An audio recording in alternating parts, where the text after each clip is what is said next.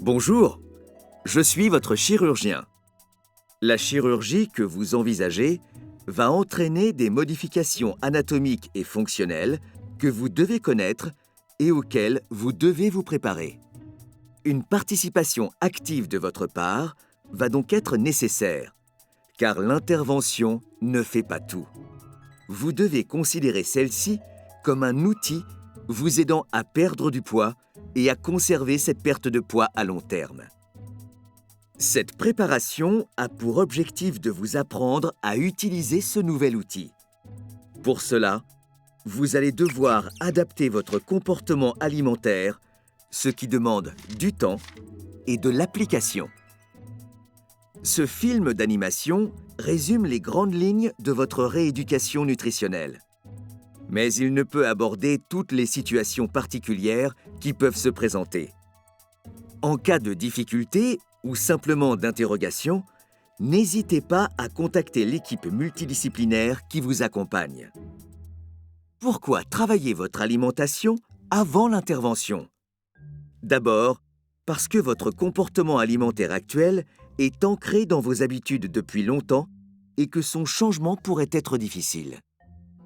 Nous pensons donc préférable de le modifier progressivement.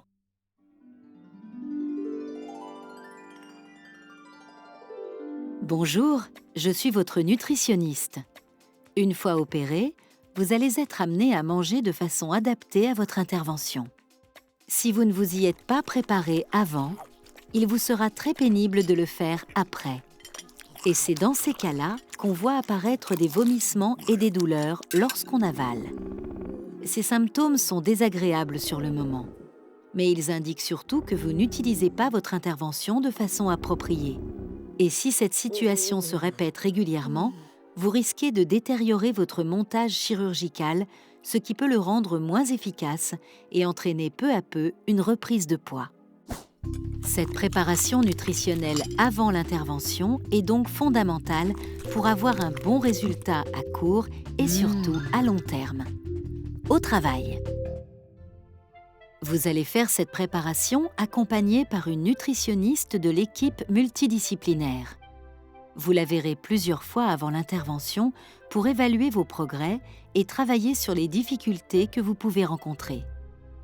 N'hésitez pas à lui poser toutes les questions que vous souhaitez. Après une chirurgie de l'obésité, vous pourrez manger de tout. De tout, mais pas n'importe comment. Il faudra faire attention à la qualité des aliments et à leur équilibre. C'est ce que vous allez devoir travailler personnellement dans un premier temps. Dans la mesure où votre estomac va avoir un volume réduit, chaque catégorie d'aliments devra être représentée. Mais en petite quantité, évidemment. Enfin, une analyse de sang à la recherche d'éventuelles carences sera faite pendant cette période. Leur compensation éventuelle vous permettra d'aborder l'intervention dans de meilleures conditions. Ce travail de préparation nécessite au moins 6 mois. Il est indispensable. Les consignes qui vont vous être données maintenant ne font que le compléter. En aucun cas, elles ne peuvent le remplacer. Manger se fait en 2 étapes. Lorsque vous mangez, les aliments que vous avez mâchés passent de votre bouche à travers l'œsophage jusque dans votre estomac. 2 phénomènes se produisent donc successivement. La mastication, qui consiste à mâcher les aliments, puis la déglutition, qui consiste à les avaler. Que pouvez-vous changer à vos habitudes actuelles pour vous adapter à votre future intervention? Mastiquer. Mâcher les aliments consiste à les rendre pâteux avant de les avaler. Appliquez-vous à les mâcher lentement. Exercez-vous. Prenez votre temps. Un repas doit durer environ une demi-heure. Appliquez-vous à les mâcher lentement. N'avalez rien qui soit encore solide et pour vous aider dans cette démarche, gardez en mémoire les repères suivants. Pour les aliments solides, vous ne pouvez pas manger avec un seul instrument. Entraînez-vous à manger en vous aidant d'un couteau et d'une fourchette. Coupez les aliments solides en petits morceaux. Plus les aliments sont durs, comme la viande par exemple, plus ils doivent être de petite taille. 2 dents de la fourchette dans un sens, puis dans l'autre. Puis mettez le morceau ainsi coupé dans la bouche pour le mâcher. C'est pour cette raison que vous ne pouvez plus manger à pleines dents de hamburgers, de sandwichs, de fruits frais à croquer ou de croque-monsieur, même si leur composition est adaptée. En effet, cette façon de mordre dans ce type d'aliment ne permet pas d'en faire de petites bouchées. Elle n'est donc pas adaptée à votre intervention. Pour les aliments mous, comme la purée, le yaourt, les compotes ou pour les aliments liquides comme les soupes épaissies, n'utilisez plus une cuillère à soupe, mais servez-vous d'une cuillère à dessert. Celle-ci sera remplie à ras-bord, pas plus, ce qui vous indiquera le bon volume à mettre dans la bouche. Exercez-vous à supprimer le trop-plein à l'aide d'un couteau ou du bord d'un récipient, pot de yaourt par exemple. Cette façon de manger nécessite de la concentration. Elle doit être répétée minutieusement à chaque repas pour devenir progressivement une nouvelle habitude. Une fois les aliments dans votre bouche, il vaut mieux poser la fourchette et le couteau sur la table et s'appliquer à bien mâcher. Ne remettez un aliment dans votre bouche qu'une fois la précédente bouchée soigneusement mâchée et avalée. Prenez votre temps. Vous allez découvrir rapidement que plus le volume des bouchées est petit, plus le temps du repas va être long et moins vous allez manger en quantité.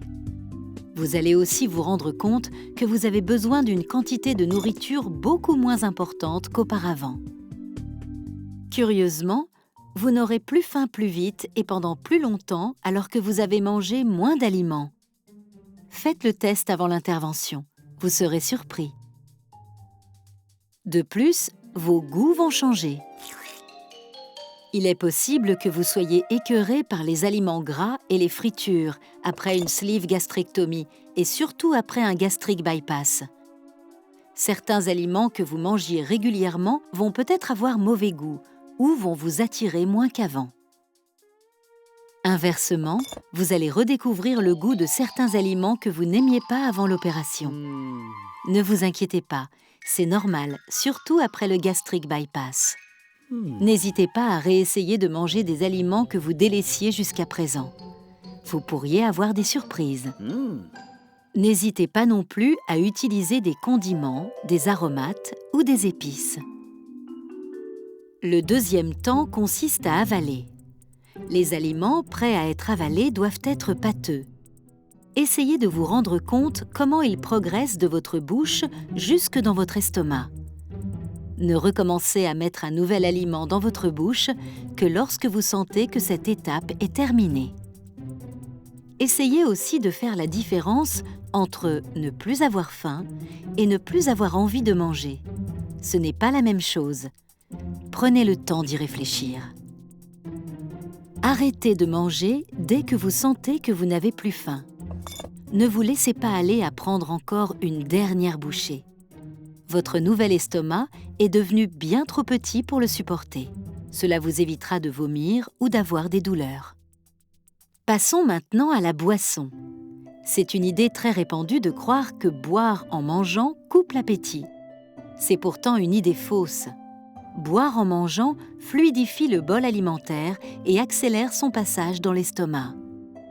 Boire en mangeant permet donc de manger de plus grandes quantités et au final, diminue l'efficacité de votre montage chirurgical.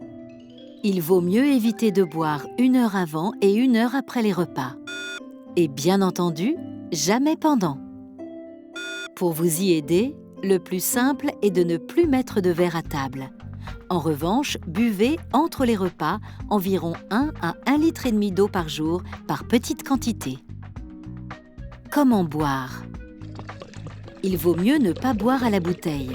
Vous avaleriez trop vite de trop grandes quantités d'eau, ce qui pourrait vous déclencher des douleurs et des vomissements. Faites de petites gorgées. Si besoin, au début, buvez dans un verre à la paille, ou avec les bouteilles à bec qu'utilisent les sportifs. Que boire? Évitez les boissons gazeuses qui peuvent déclencher des douleurs. L'eau du robinet ou l'eau de source est recommandée. Les jus de fruits frais, les infusions. Entraînez-vous à boire votre thé ou votre café à distance du repas. Évitez les sodas et les boissons sucrées trop caloriques, qui peuvent déclencher chez les patients ayant un gastric bypass un dumping syndrome, c'est-à-dire une réaction d'intolérance se manifestant par des palpitations, des sueurs et une sensation de malaise très désagréable. Attention à l'alcool, qui peut entraîner aussi un dumping syndrome chez les patients ayant un gastric bypass. Cette intervention favorise de plus le passage rapide de l'alcool dans le sang et entraîne des taux d'alcoolémie importants pour des doses beaucoup plus faibles que d'habitude. Au total, l'association mastication minutieuse et déglutition soigneuse diminue les complications à court terme comme les fistules et à long terme comme les dilatations gastriques et la reprise de poids. Cette nouvelle façon de manger évite les blocages alimentaires. En pratique, combien de temps doit durer le repas? Si vous mangez selon les règles ci-dessus, votre repas doit durer environ 30 minutes. Pour pouvoir mieux vous évaluer, n'hésitez pas à vous chronométrer au début. Avec quoi dois-je manger? Vous allez avoir besoin d'une assiette, d'un couteau et d'une fourchette, bien sûr. Au début surtout, utilisez une cuillère à café plutôt qu'une cuillère à soupe, ce qui vous aidera à mieux évaluer les quantités d'aliments que vous mettez dans votre bouche. Ne mettez pas de verre à table. Utilisez une cuillère à café plutôt qu'une cuillère à soupe, ce qui vous aidera à mieux évaluer les quantités d'aliments que vous mettez dans votre bouche. Ne mettez pas de verre à table. Dans quelles conditions doit se dérouler le repas?